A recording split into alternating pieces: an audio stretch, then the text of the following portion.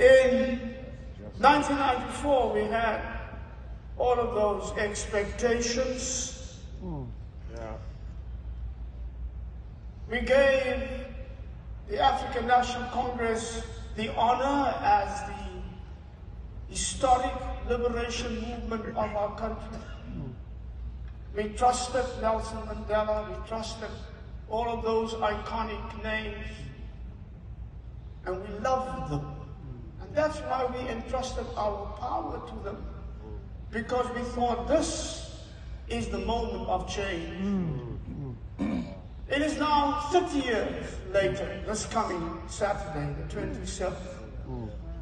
One reason I'm going home earlier is there is a huge public manifestation. You know what the theme is? 30 years of democracy, 30 years of betrayal. Jesus. Wow. South Africa today is a country that is the most unequal society in the world. We surpass Brazil, we surpass Zimbabwe, we surpass all of those countries today with all our riches. South Africa today is one of the most unsafe places for women and children. South Africa today has a government that is corrupt from top to bottom. From the president in that seat, that man is a criminal and a crook that belongs in prison. A billionaire who gets his money from white capital to do the will of white capital, forgetting the plight of his people. He has no clue. Because he has taken the love and the trust of our people, and they have betrayed him for money in offshore accounts.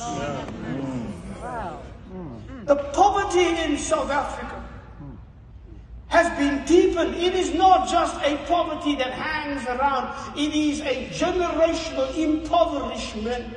The gap between rich and poor in South Africa today is wider than it was in the time of apartheid.